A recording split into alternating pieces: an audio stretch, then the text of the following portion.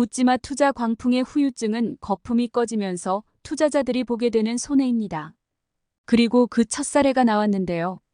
블루엠텍이 상장한 이후 한 달여 만에 주가가 공모가를 하회하고 있습니다.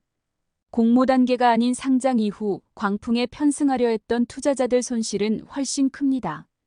블루엠텍은 의약품업계의 쿠팡이라는 에퀴티 스토리로 상장한 곳입니다. 공모 과정서부터 펀더멘털에 대한 의구심을 제기하기도 했습니다. 기술 특례를 활용한 데다 매출 기반으로 기업 가치를 정했는데 상장 직전 성장률이 둔화된 모습을 드러냈기 때문입니다. 의약품 유통업이 전통적으로 이익이 박한 구조라 수익성에 대한 숙제도 안고 있었습니다. 기업 설명회에 대한 신뢰 저하 이슈도 있었습니다. 대표가 상장 전 올 연간 매출을 1,400억 원대로 자신했는데 뚜껑을 열어보니 1,100억 원대에 그쳤습니다. 광풍 덕 상장일 수익률 160%, 그만큼 손해. 블루엠텍은 2023년 12월 13일 공모가 19,000원으로 상장했습니다. 그리고 두 달가량이 지난 이달 15일 현재 종가가 18,610원입니다. 공모가 대비 2.05%가량 낮은 금액입니다. 주가가 공모가를 처음 하회하기 시작한 건 상장한 이후 27일 영업일 만인 올 1월 23일입니다. 이날 18,430원으로 장을 마감한 이후 현재까지 주가가 공모가 위로 오른 날은 올 2월 5일 딱 하루입니다. 현재까지 공모주주가 주식을 보유하고 있다면 손실률이 그리 크진 않습니다. 다만 상장 이후 투자자들은 다릅니다. 광풍 덕에 상장일의 종가가 51,000원으로 공모가 대비 168.4% 치솟았기 때문입니다. 현 주가와 비교하면 그만큼 누군가는 손실을 보고 있는 것이 됩니다. 블루엠텍이 거품을 드러낸 첫 사례라는 점에서 눈길을 끕니다. 작년 12월 6일 상장한 KNS가 광풍의 시작이었습니다. 현재까지 약 두 달간 총 10개 개사가 상장했는데 KNS를 비롯해 5개사 상장일 종가가 가격제 한폭 상승률 300%까지 오르며 열기를 부추겼습니다. 나머지 5개사도 상장일 100% 내외의 우수한 수익률을 보였습니다. 그런데 10개사 중 공모가 대비 수익률이 마이너스로 전환한 곳은 블루엠텍이 유일합니다. 10개사의 현재 종가 기준 평균 수익률은 140%입니다.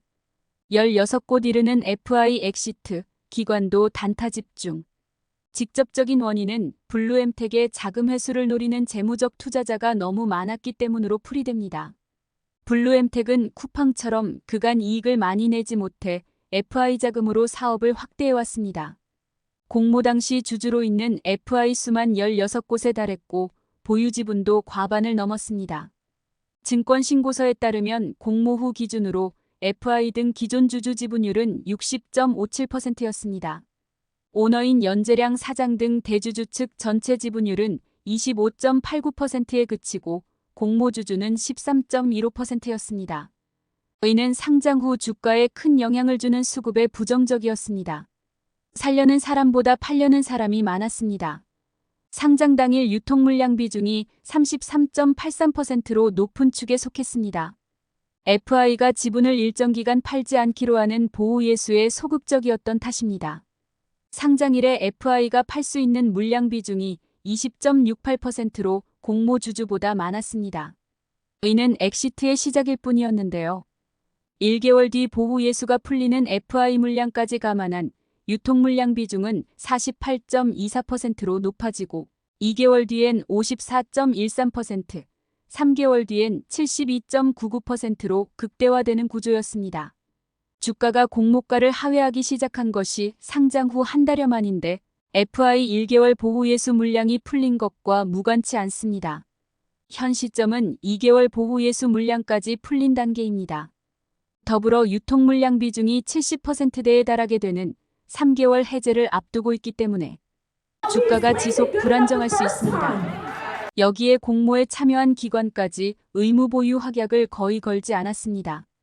이른바 기관도 단타용으로 블루엠텍을 봤다는 것인데 역시 주가에 부정적으로 작용할 수밖에 없습니다.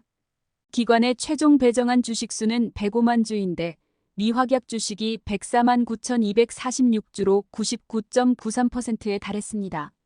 결국 펀더멘털, 매출 성장률 둔화, 전망치 하회로 신뢰 저하. 왜 FI는 보호 예수에 소극적이었고 기관도 단타를 노렸을까요? 결국 블루엠텍 펀더멘털이 이들에게 확신을 주지 못했다는 의미입니다. 블루엠텍은 의약품 유통시장에서 폭발적인 성장을 매력으로 전면에 내세운 곳입니다. 이익은 쿠팡처럼 시장을 평정한 이후 기대하라는 의미도 깔려 있습니다. 고성장을 지속해야 산정한 밸류가 의미가 있습니다. 밸류 평가 방법을 매출을 기준으로 하는 주가 매출 비율을 택했습니다. PSR은 시가총액을 매출로 나눈 배수입니다. 그런데 공교롭게도 공모 직전 성장률이 크게 둔화된 사실이 드러났습니다.